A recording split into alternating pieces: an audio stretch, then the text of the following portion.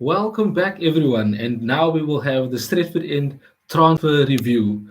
And of course, it's been a while since we've spoken about transfers, but the reason for that is because of the start of the Euros, and most agents and clubs haven't been busy. Obviously, they've been looking at the players that have been on show thus far, but also there's been a bit of, things being done in the background because most of the media have focused on the Euros as it has started, as I have said before. But moving along to the transfer news that you all have been waiting for, of course, we're speaking about Jadon Sancho, the big transfer signing that we all are waiting to see. And exciting news today, where Dortmund believe that a deal can be made this week.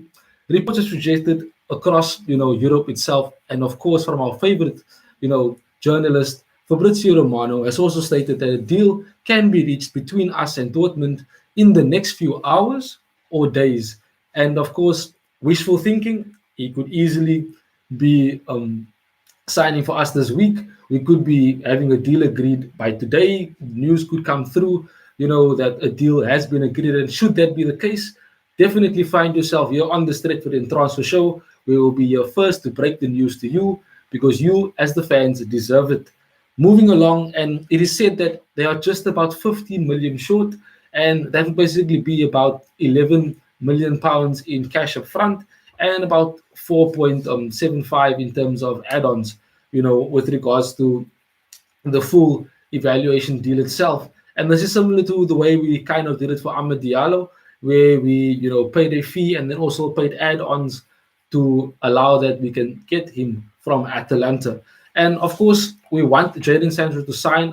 Could it have been that he was dropped from the England squad for the game yesterday against Croatia because of the transfer being, imminent in terms of its happening? Or could it just have been a smokescreen? Maybe Sancho, was not 100% fit for the game. We don't know. But conspiracy theories can be thrown around. But perhaps it could have been the factor that, the deal is closer than what we think, and it is getting closer. So that is quite exciting for us to hear as Manchester United fans. We are finally, getting closer to getting that marquee signing, getting that right winger that we needed in Jadon Sancho. Moving along to Saul Niguez, as I have spoken about in the Manchester United Euro show, it is unfortunate we won't be able to see him in the Euros this summer, but that is not a problem because Atletico have been said to willing to sell him for 50 million pounds, but it is not just a straight shot from there for us. It could also be that Juventus are interested in him and they could be our competition. And that is quite funny in a sense because I'll get back to Juventus later on in the show, but Juventus, competing with us in terms of paying 50 million pounds does not sound like something that could be true, but it is, in the papers in and around Europe.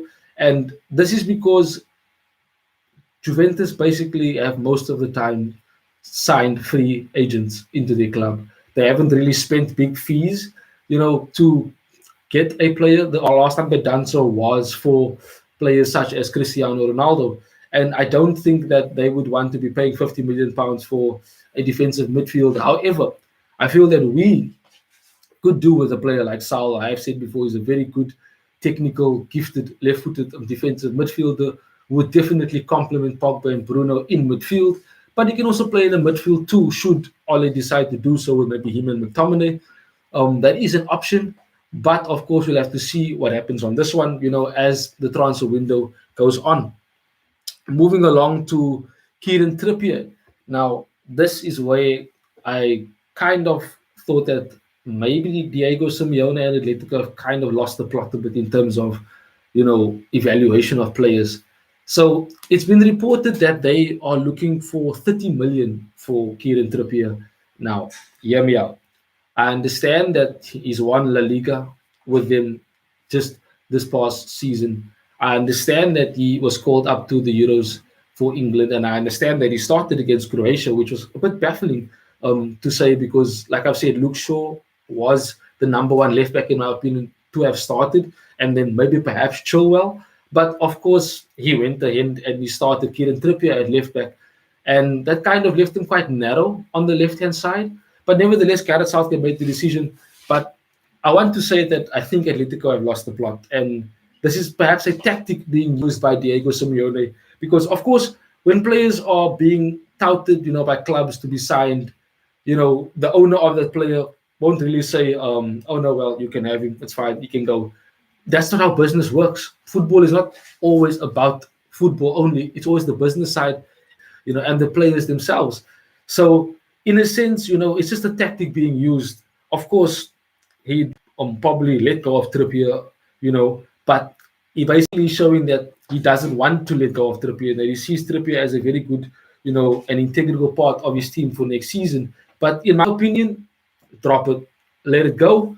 We don't need to try and get into that fiasco over there. I think Wan-Bissaka can basically just have competition from Ethan Laird. As I have spoken about, he is a upcoming modern defensive and attacking right back that we have, that was on loan at MK Dons. But he is basically evolving into the player that we need, and I think that he's ready for first team football. Also moving along with the right back position, why I feel that we shouldn't go into the Trippier fiasco is basically because Diego Dallo has done well at AC Milan this past season on loan, and because of his performances, he's been called up to the Portugal squad for Euros. And well, of course, it is because of a bit of luck on the one hand, but also a bit of bad luck, especially for Cancelo, who tested positive for COVID, and that is the reason why he had to drop out of the squad. And that gave Diego Dallo the opportunity to be called up.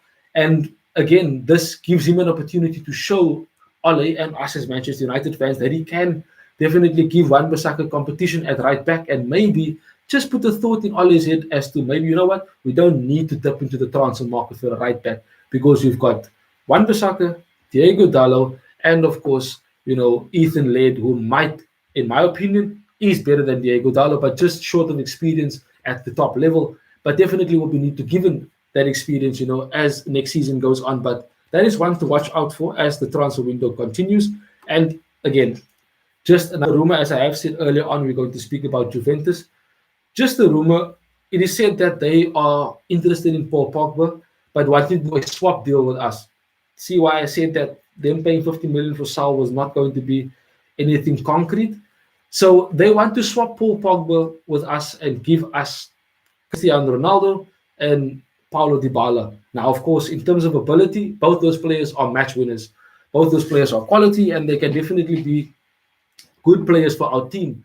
But on the one hand, as much as I love Cristiano Ronaldo, I don't think he is the right fit for us and the right player that we need right now. Well, of course, if we get all the signings we wanted and to fill up the gaps that we need, such as defensive midfield, one at the centre back and the right winger as well, then perhaps go for Cristiano Ronaldo, as a bonus signing in a sense, and then maybe next season we can try and get Erling Haaland, after Cavani, leaves. But that is for a later stage, and that's just, wishful thinking in a sense and hopeful thinking because, as I've said before, I don't think this is something that will happen. And again, it's just rumors and papers that are trying to be sold from, if I have to put it so, mediocre journalists in a sense. Moving along to, some of the outs. And it is said that Mata is willing to take a pay cut to stay at Manchester United for another season or two. And that is mainly because he's kind of built a life in England. He has his own restaurant. He's got his own racing horse, for horse racing.